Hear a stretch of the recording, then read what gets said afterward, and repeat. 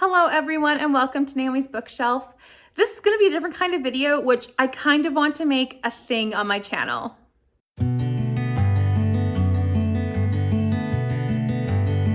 So all year long, the Buzzwordathon is happening and I was looking at my shelves and I really want to share with you all of the books I have related to space.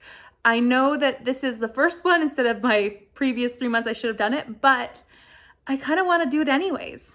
I was really inspired to do this video by Wondershare, which is my editing software. I got an email saying that they are running this challenge where you post content relating to certain terms, and one of those terms is moon, and I thought, why not? That'd be so much fun. So we're gonna share a stack of books now that I might have read, haven't read, depending, that all have space terms in the title.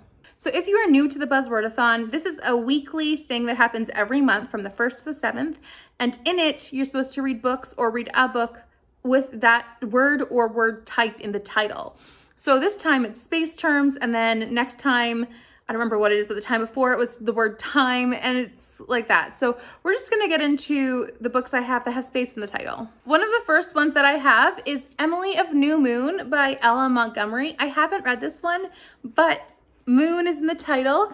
I know it's very similar to Anne of Green Gables feelings, and it's a really sweet childhood book to read.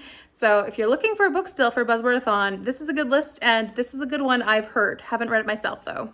The second book is one that I actually am planning on reading for Buzzwordathon. I am filming this a little bit in advance, but I'll be reading Journey to the Center of the Earth by Jules Verne. Earth is a space word.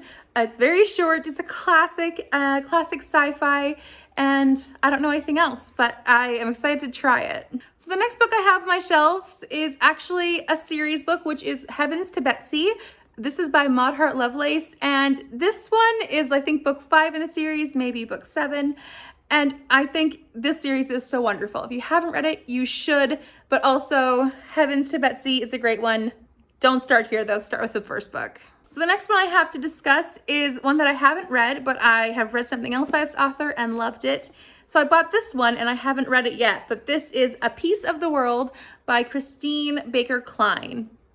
From my understanding, this one is a historical fiction set in Maine about a family and their struggles, but it also is about artists and muses and something along those lines. But I think this one would be interesting to read if I have time, but I don't plan on it. Now we come to Christian fiction that you might want to try. This one is a biblical fiction set around the time of Noah, and that is The Heavens Before by Casey Barnett Gramco. I've never actually pronounced her name on camera before, but this series I really loved when I first read it. This book in particular is book 1 in a series, which is the Genesis trilogy, and I love this one the best out of the series. So I think this one's a really great one if you want to read a Christian fiction book for this readathon.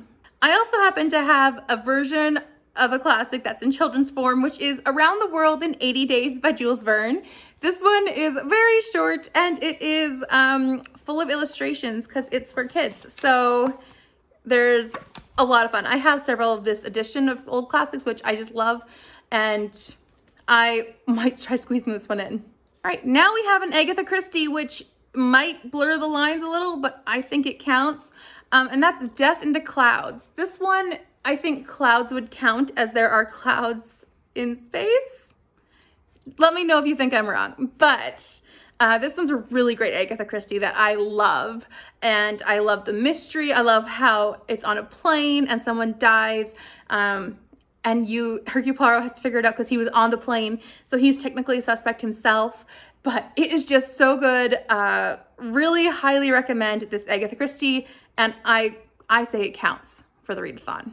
So I have one more Agatha Christie book that definitely has a term in it, which is Evil Under the Sun.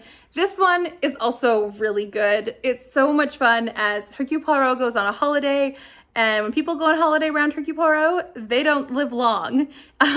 Someone dies and he has to solve it on his vacation. It is such a great one and such a recommendation of mine. I really enjoyed this one a lot. So definitely pick up this one if you want to.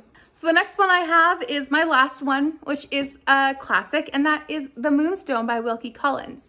This one, I don't know anything about. I just know I love The Woman in White by Wilkie Collins, and I picked this one up.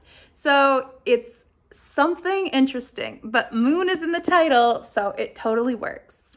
So here are my recommendations that you can read for Space Week of the Buzzwordathon. Please let me know down below if you've read any of these, if I should continue this series, or if I should prioritize any of these to potentially add to my week-long TBR. I hope you're doing well. Please like this video if you enjoyed it and subscribe if you would like to, and I'll see you next time for another video. Bye for now.